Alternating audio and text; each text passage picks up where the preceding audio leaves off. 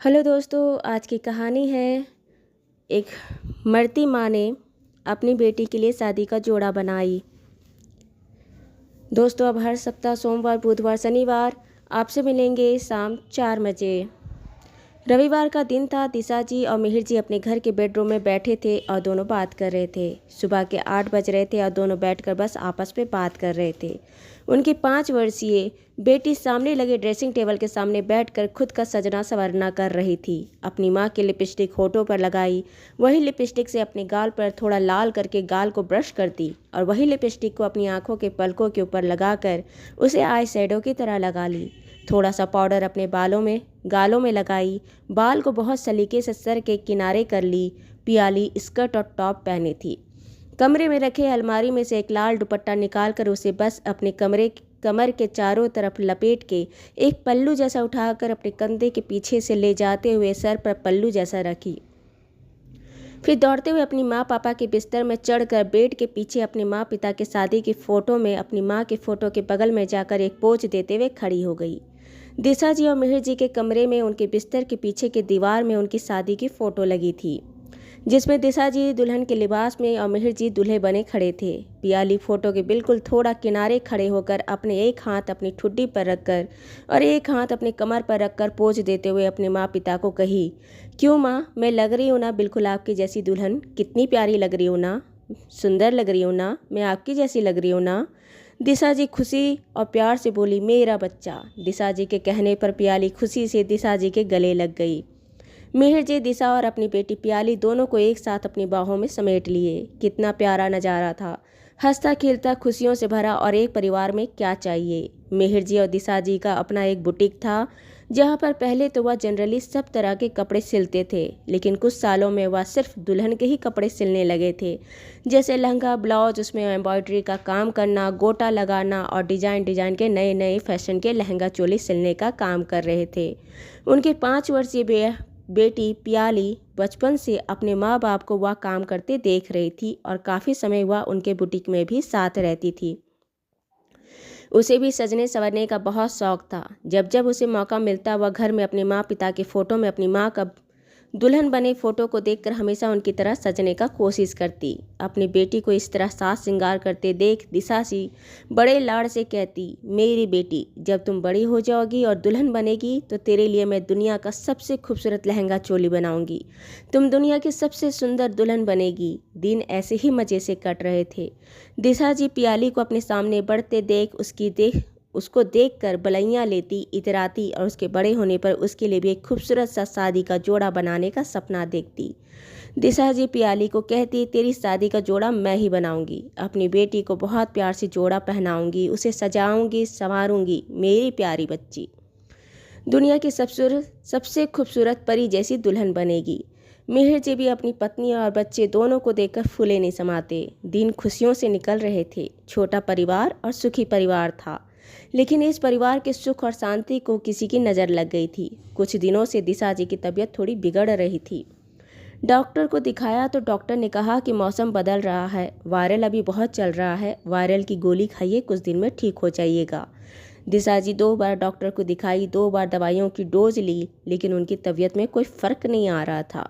उनको बुखार चढ़ता, उनको दस्त लगते, थोड़ी कमजोरी होती, खाना का पचना नहीं होता, भूख नहीं लगता और कभी कभी उल्टी हो जाती। बड़ा अजीब सा हो रहा था।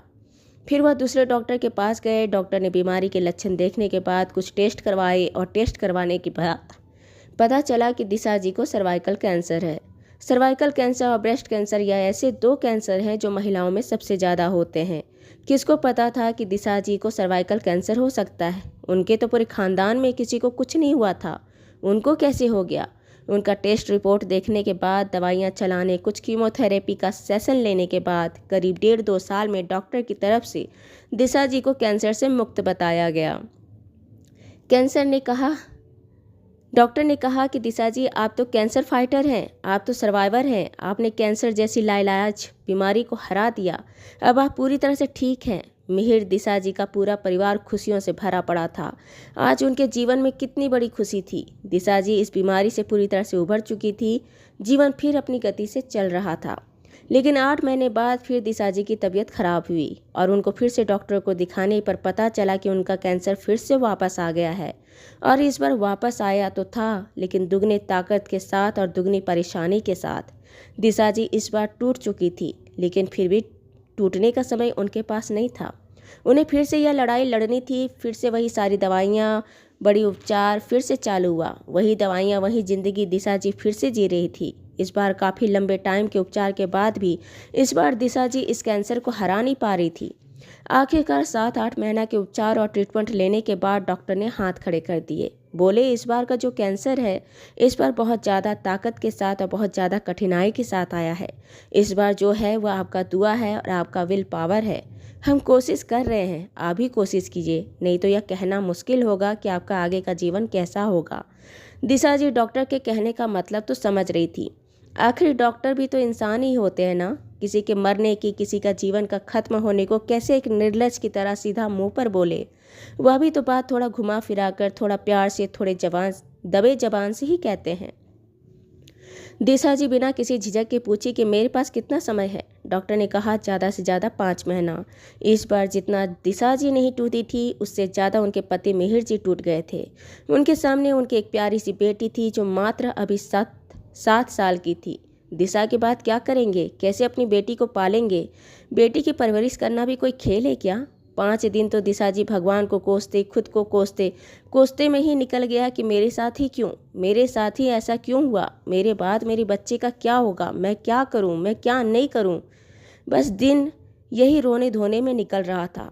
लेकिन 5-6 दिन बाद जब उन्होंने अपने आप को थोड़ी संभाली, अपनी बेटी को देखी और अपने घर को देखी, अपने पति को देखी, उन्होंने खुद से बोला कि ठीक है, अगर आज मुझे पता चल गया है कि मेरे पास 5 महीना ही बाकी है तो क्यों नहीं इस 5 महीने को ही मैं जी लूँ। 5 महीना ही सही मैं अपने बच्चे के साथ हूँ।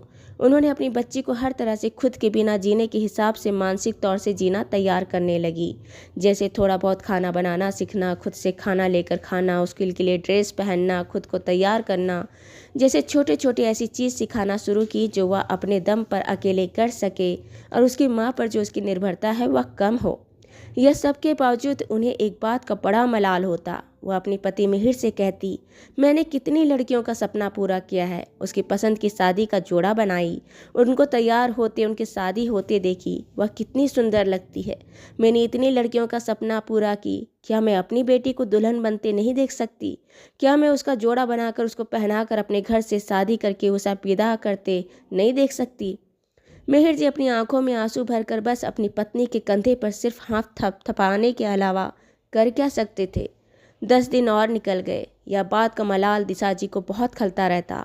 फिर अचानक से 10 दिन बाद उन्हें उनके दिमाग में एक विचार आया।